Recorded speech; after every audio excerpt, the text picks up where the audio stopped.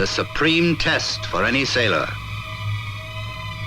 The Cape looms ominously where the two great oceans meet at the uttermost tip of South America, on Horn Island.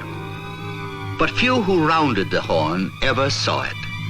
Storms of the lower latitudes, the roaring 40s and the howling 50s, surged together from both sides of the continent, continually obscuring the Cape and brewing disaster for any ship that dared to challenge it. It's bloody murder down there.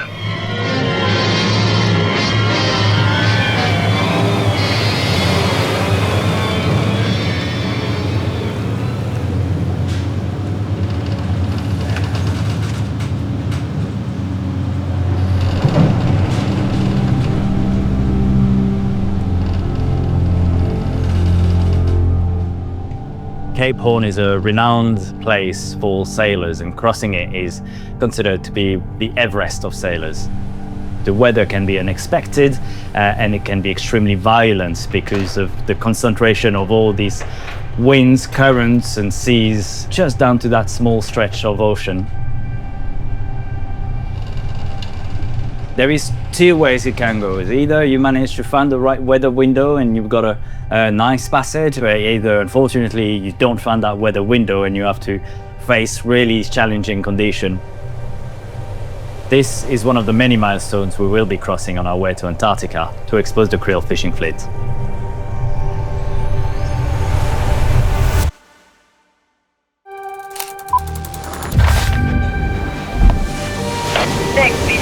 Onboard for launch. All station, we are underway.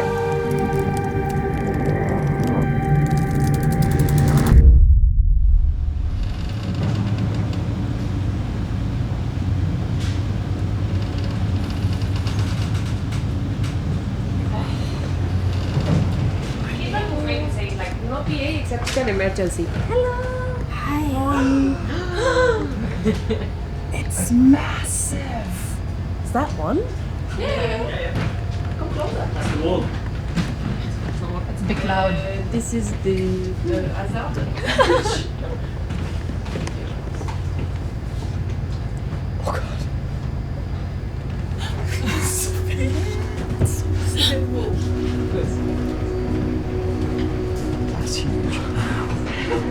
This morning on the radar at about 20-mile range, we saw a first contact that led us to believe that it might be an iceberg, our first iceberg. And now we have visual on it and we can tell that it is a big iceberg and that we finally arrive in Antarctica. I was shocked. I saw this massive, big white wall. Now I understand where I am.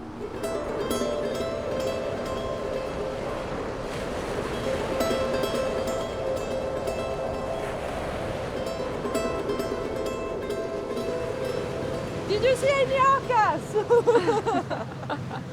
Always dreamed to go to Antarctica, but by respect for this environment, I would have never gone. This environment doesn't need my curiosity, and by respect for it, I would have never go to Antarctica if it wasn't to protect it.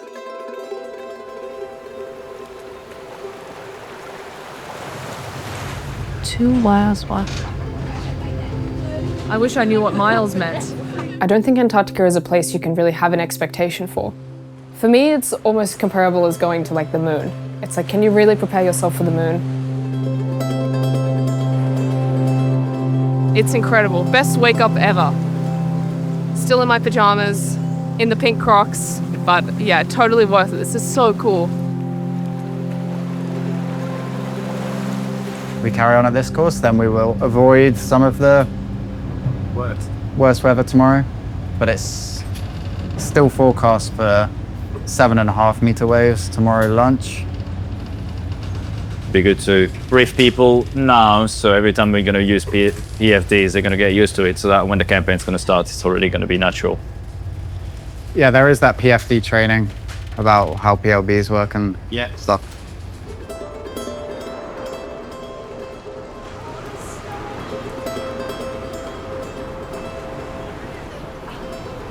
but they're like big fat snowflakes.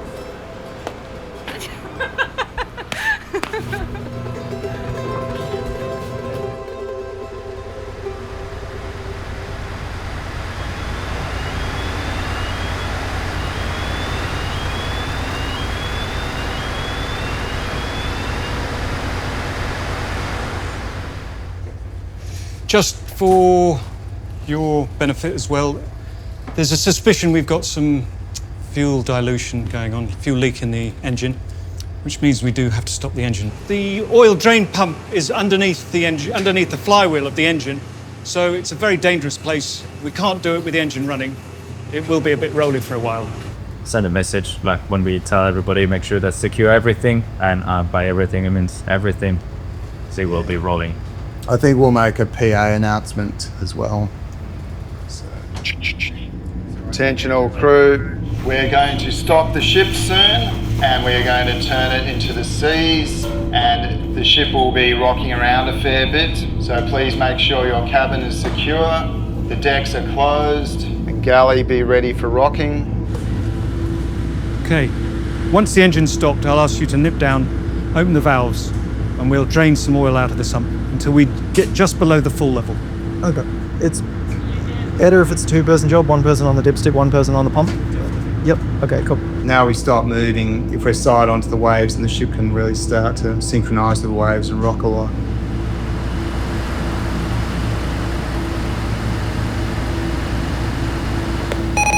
They're commencing the manoeuvre now. The ship's going to start rocking. Should be interesting.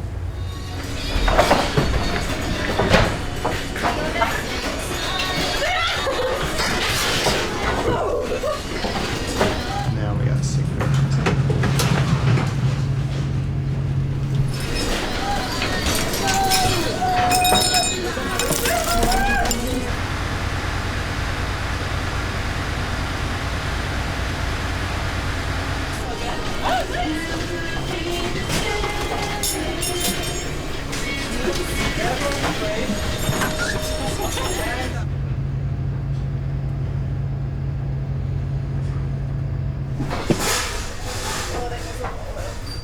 The galley is more stressful than I thought it would be.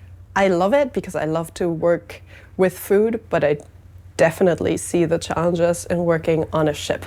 It's really admirable. Like, you could literally see Charlotte trying to chop and then get thrown away from the bench to the other side of the galley and then get thrown back, and then she'd just keep chopping. I was like, that's so impressive to just like literally just roll with it.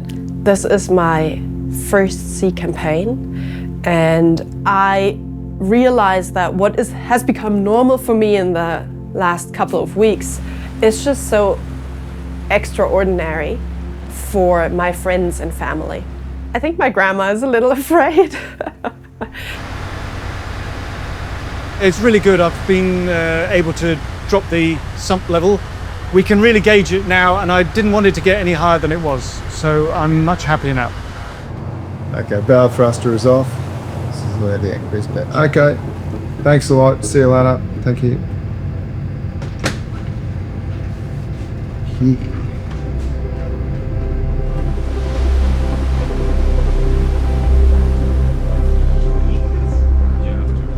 Okay, so that was a pretty rough night. The weather delayed us. We had winds up to 90 knots, which was pretty extreme. It wasn't quite what we expected. It looks like there's virtually no wind for the docking, so it should be fairly straightforward. But you know, we know what the plan is. But as you know, with all plans, things could be changed. Just stand by to be flexible. And so in an hour, we'll be able to be tied up on the wharf, and our 1 month voyage will be over, and we'll be able to have a little bit of a relax before you guys head on to the next stage of the campaign. Okay.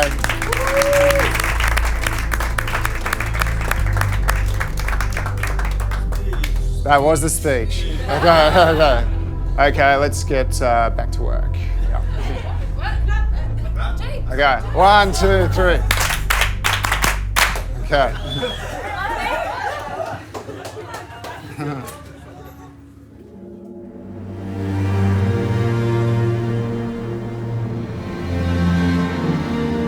With all the anxiety there was a feeling of exaltation, a wild and reckless sense of freedom and victory over the challenging forces of nature.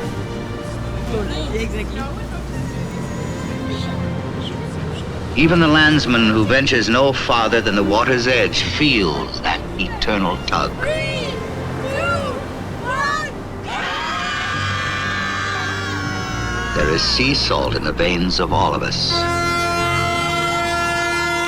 Fishermen fish in all weather, and that's why we have to cross all of these storms and all of these rough seas so that we can go down to expose the plundering of the Southern Ocean by the Krill fishing fleet. The reasons that bringing me there are so dark. We are talking about the possible extinction of a full ecosystem. We are talking about humans again, taking what they think that belongs to them. They are competing with whales, penguins, seals. But there is no competition. If there was a competition, both sides would have a chance. They don't have any chance.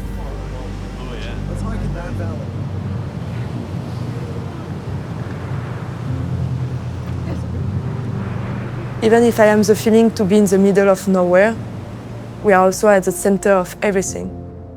And that's a big feeling.